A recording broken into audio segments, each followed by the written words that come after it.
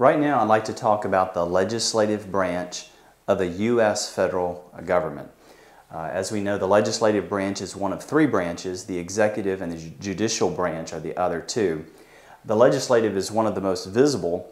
Who knows where the legislative branch meets? In what building? The Capitol building. Yes, the Capitol building. And you'll see this a lot in different literature. It's a very recognizable structure. It looks something like that. This is the U.S. Capitol building.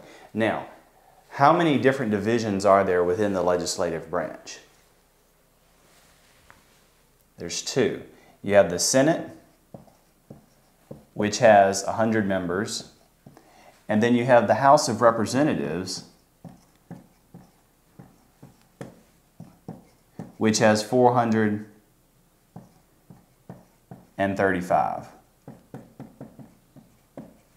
members. Now, there's 535 total. These are distributed, you have two for each state, and then these 435 are distributed across the different states on the basis of population. And so a state like Wyoming is going to have fewer than California, which is a much more populous state. Now, the primary goal, if you had to sum it up, of what the legislative branch does is they make laws. Okay? But that isn't the only thing they do. They're given a number of powers from the U.S. Constitution, which was established in 1787. What are some of the powers that they do? Taxing? Taxing. The U.S. Congress is the branch that is responsible for taxes. So if you want to complain about taxes, you can take it up with Congress. So they deal with taxes. And part of that, when you take in money, that's revenue, but then they also are responsible for the spending side of that.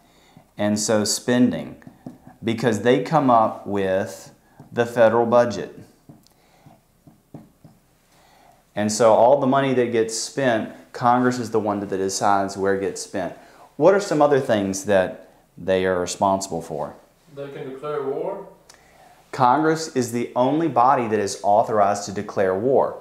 I know in recent history, it seems that presidents have just been taking executive powers under their own authority and effectively declaring war, but Congress is authorized by the U.S. Constitution to declare war. And so, for example, in World War II, it was Congress that voted to declare war on first Japan and then Germany as we got into World War II. What else? To impeach? Impeach. If a president does something that everyone considers to be treasonous or horrendous enough that they should be removed from public office, the Constitution has given the legislative branch the power to impeach the president and other members that are considered to need to be removed.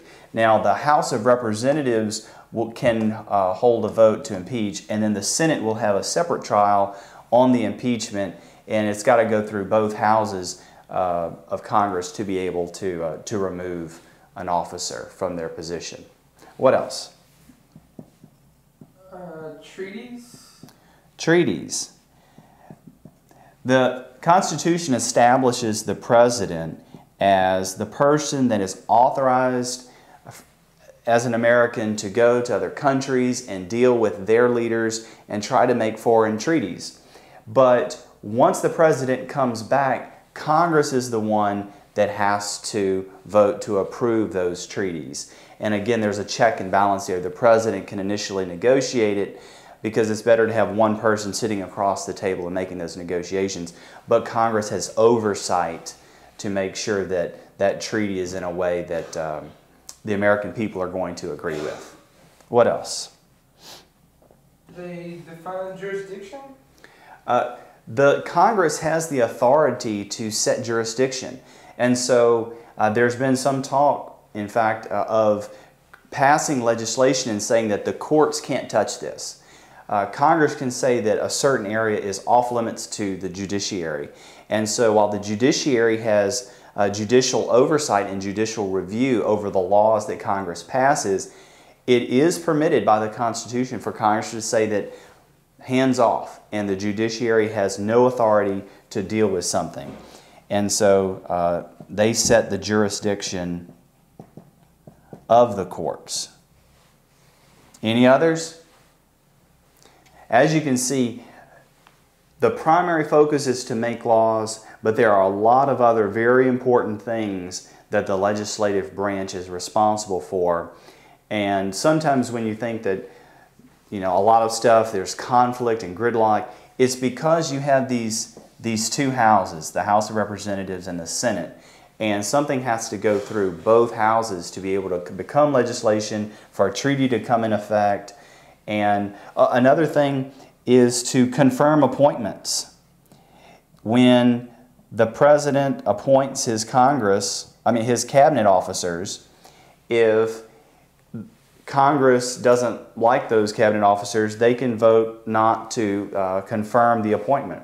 Or judicial appointments. The president makes a lot of appointment of judges, for example, Supreme Court judges, but Congress has to approve those selections, and if they don't, then the president has to go back to the drawing board and find another appointee to make. So a lot to remember, but this is a very important branch of our government, and through making laws, it impacts our lives every day.